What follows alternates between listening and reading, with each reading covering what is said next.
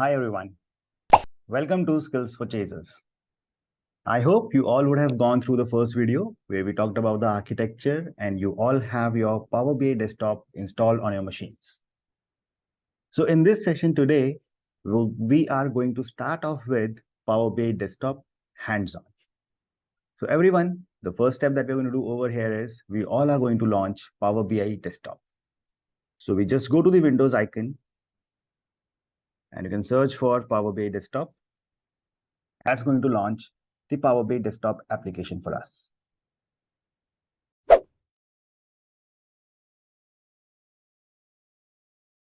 So here we all see the Power BI desktop has been launched for us. So when you open the Power BI desktop for the first time, you all will see there is a small dialog box that is coming on top of the screen. It will ask for a sign up, but you don't need to sign up anything over here as of now. You just simply click on this cross icon so that this box goes away. Now, the moment that box goes away, this is the screen that you all will land upon. And this is how the interface of Power BI desktop looks like. So when you open this up, the first thing that will take your attention over here is that's going to be this ribbon at the top. Now, since Power BI is a product of Microsoft, now the good thing over here is Microsoft tries to keep the interface of all its products similar. So if you open Excel or you open PowerPoint or any other application of Microsoft, you all will see a similar kind of an interface at the top. Now, definitely the options will be different based upon the tool that we are going to use. So in this ribbon over here, these are called as different tabs. Like this is a home tab, this is insert tab, this is a modeling tab. And within each tab, you will notice that Microsoft has created different groups over here. Like inside the home tab, this is the tab of data. This is the group of data. This is the group of queries. And within every group, there are some different actions. So grouping is done to keep similar kind of functionalities near to each other. And what all these actions do within each different tab, definitely we are going to explore as we move step by step forward in this training. Now over here on the right hand side, you will see this is called as a visual pane. A visual pane is basically, this is where you will see all the different type of visualizations that you can create over here in Power BI. So all those charts are listed down over here on this right hand side. Then you will see this is called as data pane, right? So I'm using some terminologies, everyone. So I will request you all to take a note of that and try to use those terminologies as much as you can while you are working or practicing it on the Power BI. Now in the data pane, you will see all the data that is going to be loaded, which we are going to do in just a moment. You will see all the fields over here inside the data pane. So now what we will do as the first step, now we have to bring some data over here in the Power BI desktop. So now Power BI can be connected to numerous data sources and you can load the data from different data sources very, very easily over here. To load the data, you have to come over here on Get Data. So Get Data is like the option which gives you all the connectors to which Power BI can be connected. So if I click on Get Data, I will see the list of common data sources. If you want to load the data from Excel workbook, you want to load the data from some SQL server, analysis services, web, blank query, and if you click on more, so you will be able to see the complete list of data sources to which Power BI can be connected. So, I mean, over here, Power BI actually comes with all the connectors pre-installed. I mean, you name the data source, you will be able to find that over here. So if you have it, IBM DB2 database, IBM Netezza, Oracle, you have to load the data from Snowflake. I mean, you have all the connectors pre-installed. But yes, for some of the data sources, you have to install some external connectors as well. Like, for example, if I talk about SAP and all, so SAP do not allow a direct connection between Power BI and its SAP Enterprise. So you have to install a small connector, which is provided by, again, the parent company itself. And then you will be easily be able to make the connections between Power BI and SAP or similar other data sources as well. Now, in our case, the first thing that we're going to do over here is we are going to use a small data set so that first of all, we all get, familiar with the interface of Power BI desktop. And then what we will be doing is we will be analyzing that data up. So let's get started on that.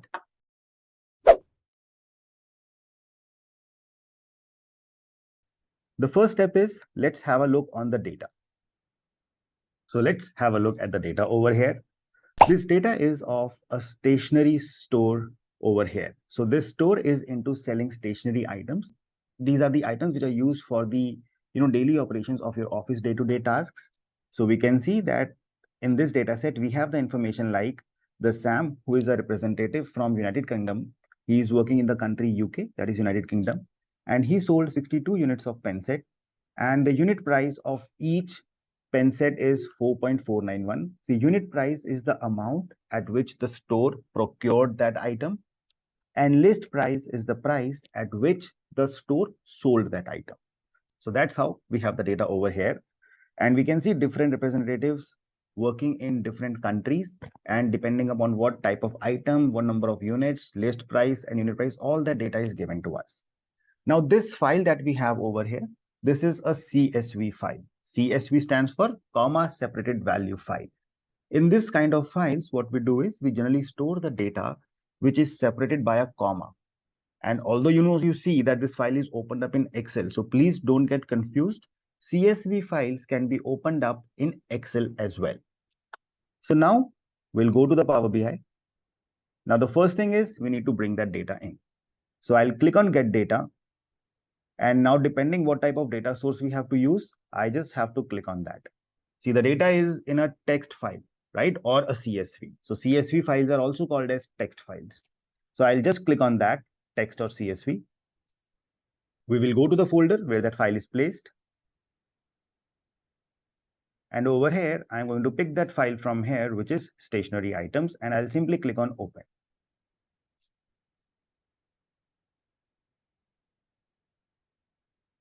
Now, once the connection is made with that CSV file, so Power BI is going to show you the glimpse of that data, that the data that we had in that CSV file can be seen over here.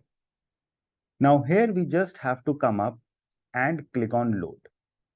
So once I click on load, so what's going to happen is this data is going to get loaded into the Power BI desktop interface. Now when the data is loaded in the Power BI, so what Power BI does is Power BI does a compression of the data. So there is a good amount of a compression that is going to happen, as a result of which the file size will always get reduced and the performance of the Power BI actually gets better. So we can see now the data has been loaded. So you will see in the data pane over here on the right hand side, this is the name of the table, stationery items, from where the data was loaded. If you will click on this little arrow over here, that's going to expand this field for you. So if I click on this, see, my field is expanded. Now I can see all the field names. So I can just see the header names over here, that country, item, list price, unit price, all the header names can be seen over here. Now, once the data is loaded, see what Power BI does over here is Power BI also assigns a data type. Data type stands for what type of data you have in each column. Like in the column of list price. Now this data was numeric. So you see there is a summation sign that is coming. Summation means the data in that field is numeric. Similarly, I can see a summation sign over here as well against unit price and units. So that means again the data is numeric. If you see over here, there is a calendar symbol over here. Calendar symbol means the data is of date type. So in this order date, we have dates data over here with us. And wherever you don't have any symbol over there, that means that is a character or a string data, right? So that data is categorical, something on which we will not do any mathematical aggregation sort of the things. Now, if you come to the right side, you will see three icons over here. Now in these three icons, the first icon is report view. This is the option we are currently in. Report view is basically where you create the report or the visualizations, right? So this is report view. The second option over here, this is called as data view. Now in this, what happen is if you click on that, it will take you to the data view where you will be able to see the complete data, right? So the data that we have imported in the Power BI, you will be able to see a complete glimpse of that. But yes, you can't make changes over here. You can't edit the data over here. Now, if you click on the third option, this is called as model view. Modeling, basically where when we have multiple tables to work with, that's where we use the model view. So model view is right now not usable. So we'll data view, where you are able to see the data, but yes, you can't edit this data over here. And then you have report view. Now in the report view, basically what we do is we start creating our charts and visualizations. So what I'm going to do over here right now is I'm going to pick my first visualization. So I would like to analyze which representative or which salesman sold how many units. So I'm going to use a column chart for that. So you can see these are different type of charts. So if I want to pick any chart, so I just have to click on that. So I'm going to pick this second chart over here, which says tagged column chart. So if I click on this, you will see an empty structure of this chart will come onto my screen over here. Now this is the page view, right? This is the complete, this is called as a page where the charts are created, or we can call it as a canvas as well. And just like in Excel, right, you have the concept where you can add multiple sheets, you can add multiple pages as well. If you click on the plus sign, you can add as many pages as you want. And on each page, you can create your different visualizations. So I'll come onto the page one. So this is where we clicked on this and I have got the empty structure of that. Now, when this structure is selected, you will notice over here some options populate at the bottom. See, if I will click outside this, these options will change.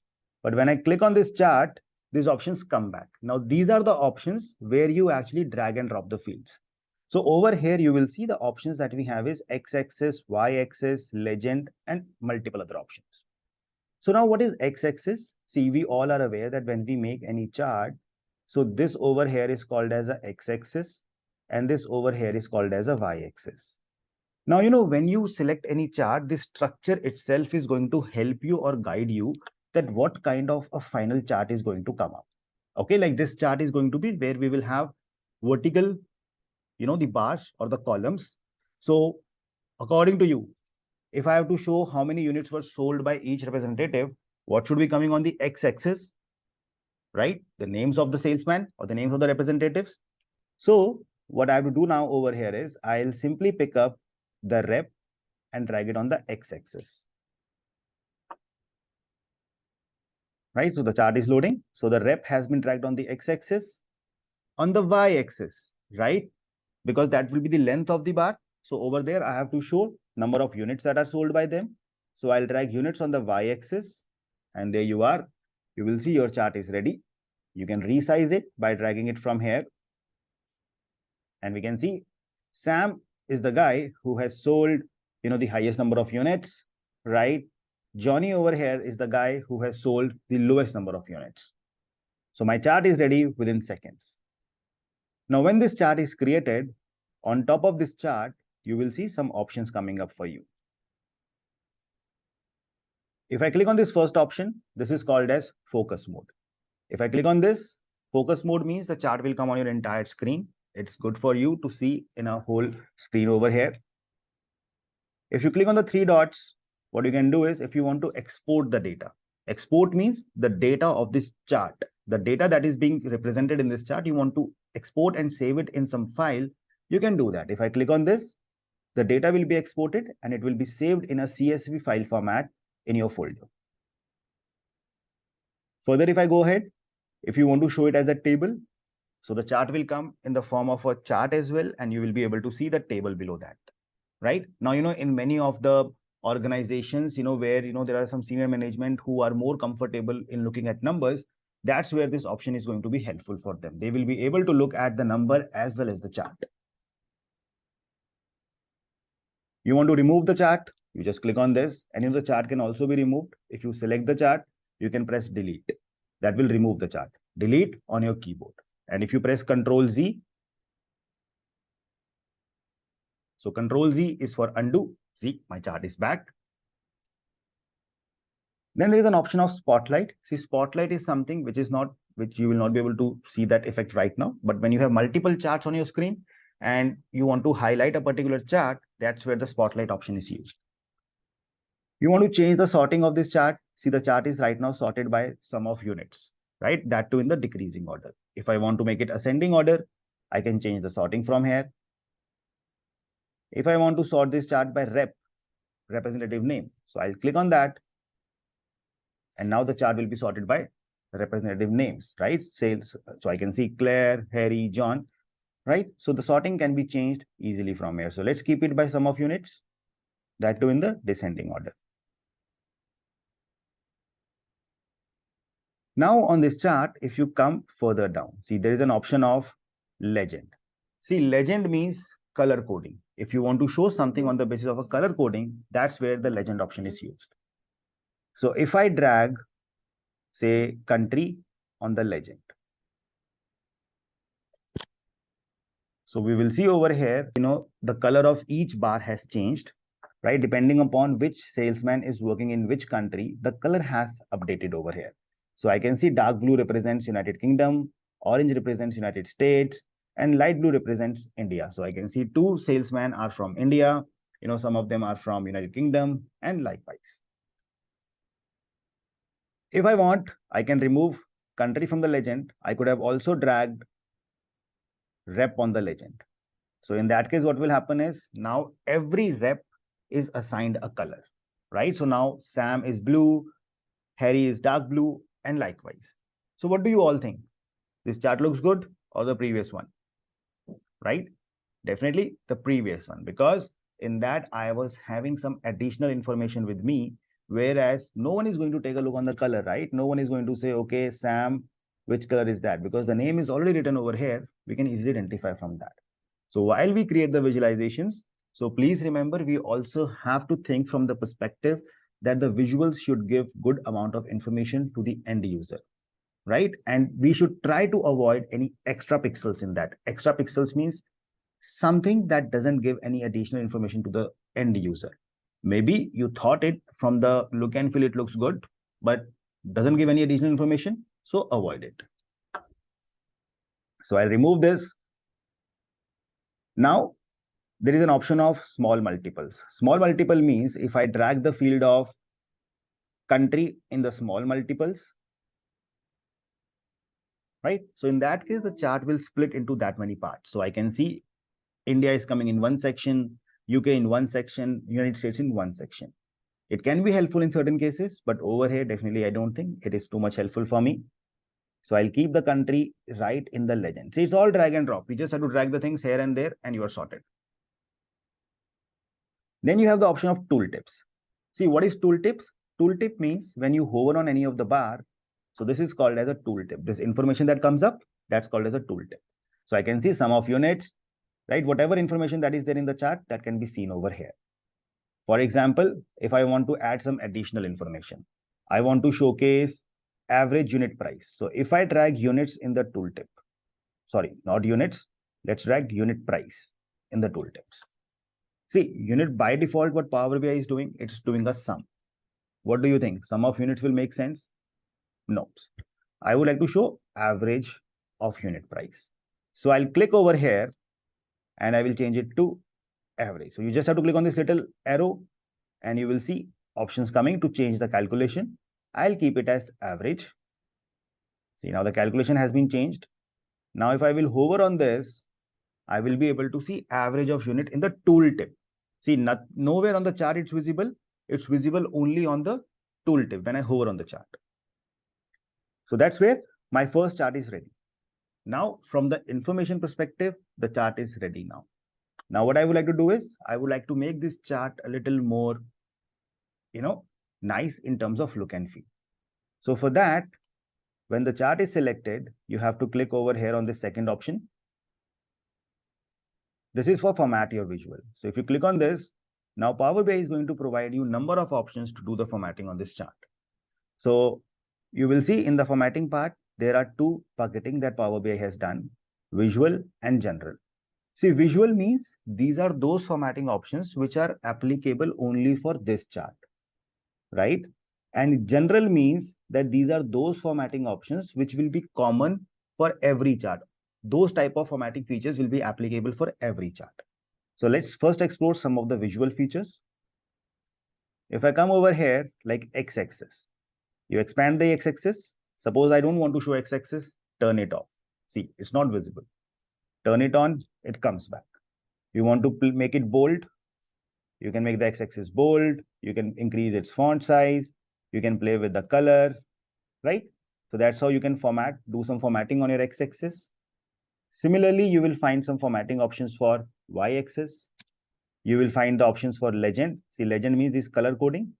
So like you want to change the position of the legend, you want to keep them in the bottom center, you can do that up, right?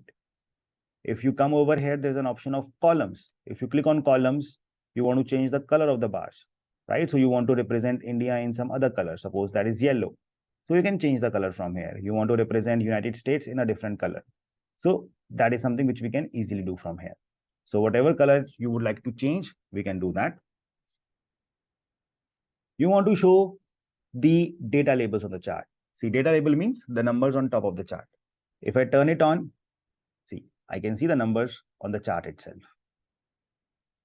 Now, if I come to the general, see, again, over here, you will find some interesting options to do some formatting. So I'll start with title. See, title is whenever you create any chart, Power BI is going to write an automatic title for you. Sum of units and average of units by rep and country. Now, if you want to write your own title, let's call it as total units by salesman. You want to make that as bold. You want to increase the font size. You would like to add some, text color and background color. Let's say background color as dark gray, right? You would like to make the text color as white.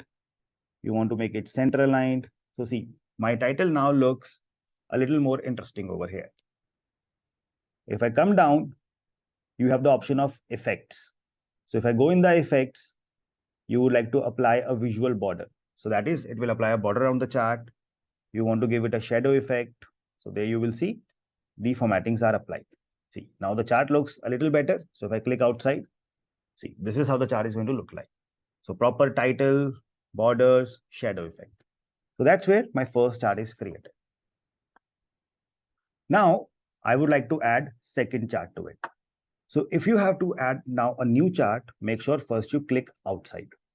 So when you click outside, now this chart is not selected. Now you have to select the second chart. Because if this chart is selected and you click on the another chart from here, it's going to change the chart type. So I'll click outside in the white space. Suppose now I want to make a pie chart. See, pie chart is something which we use to show the market share. In terms of percentages, we want to show the output. What percentage of share was, delivered by group A, group B, or likewise.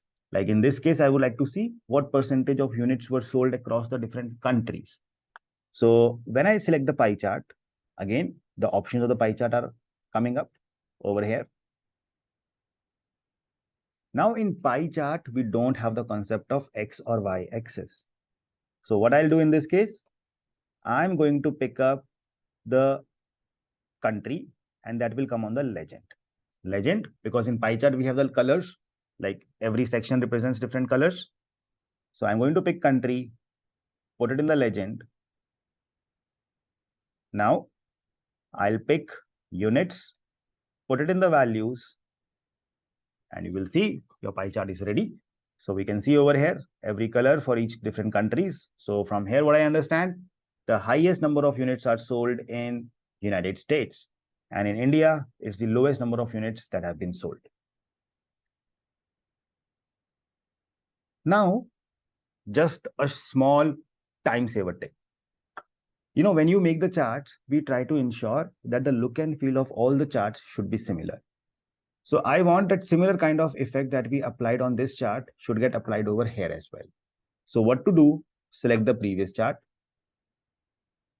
Over here, you will see there is an option of Format Painter. Format Painter, what it does, that is copying the formatting and you want to paste it to some another chart. That is copying the formatting. Format Painter. So what I'll do now is I'll select the previous chart. I'll click on Format Painter.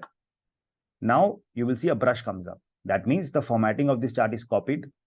Now with this brush, anywhere on the pie chart, just click. Right?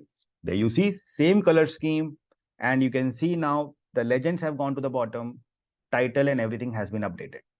Just a click and formatting is done. Now I can see two charts are ready. Now I would like to add another chart. Say for example, I would like to just showcase what are the total number of units that we sold. So if I want to just show one single number, see we have a card visual over here. So if I click on card, see the visual of the card comes up. Now in the card, you only have one option, fields. You can drag only one field. It will show you the aggregated data. So if I drag units over here, it shows me these are the total number of units that we sold.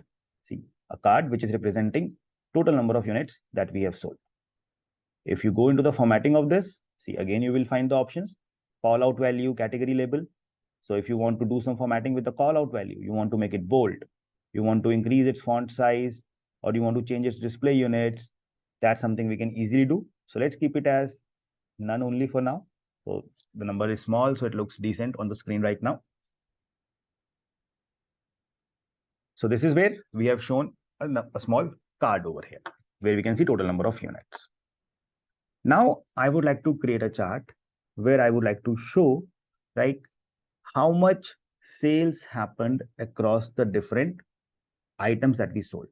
Sales. So do I have the field of sales in this data right now?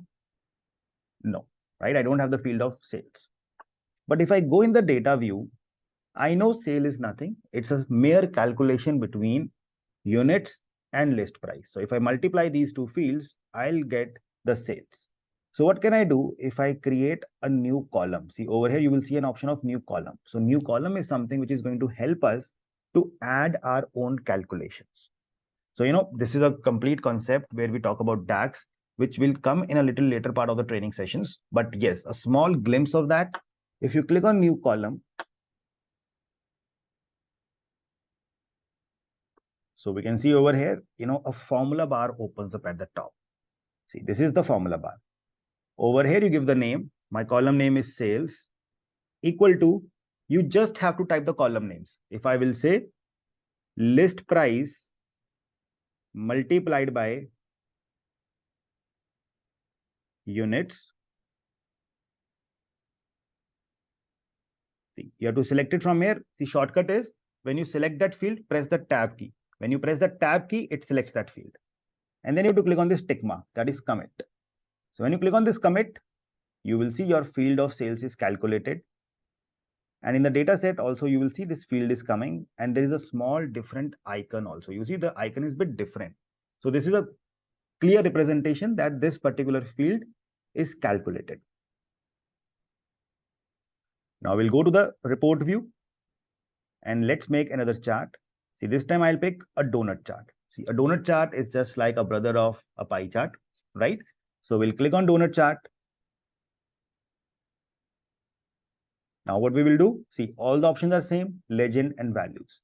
I'll pick the item, put it in the legend. I'll pick the sales, put it in the values, and there you see your donut chart is ready where we can see how much sales has happened across the different items. And now I'll go to the previous chart. I'll say format painter and I'll click on this. And the same formatting is applied and your report with simple analysis and some charts is created. So now what we'll do is with this report that we have created, let's save this up. So for saving the file, you just have to click on this save icon over here at the extreme top left. So if I click on this, save, you just have to go to that folder and save this file. Let's call it as stationery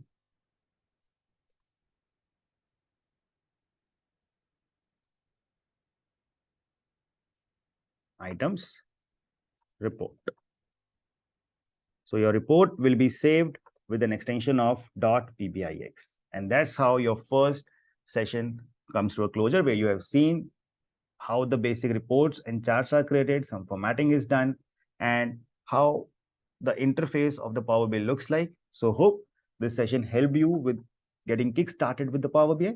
So please, all of you, the data set is provided in the link below. Please use this data set. And as you know, the best way to practice this up is, if possible, Play the video on your smart TVs and open the laptop, watch the video, do the steps, watch the video, do the steps, right? You can always pause the video if you feel the pace is up or down. You can play with the 1x 2x speed as well, and make sure the more you do the hands-on, the better you will get. Thanks for watching, everyone. See you in the next session.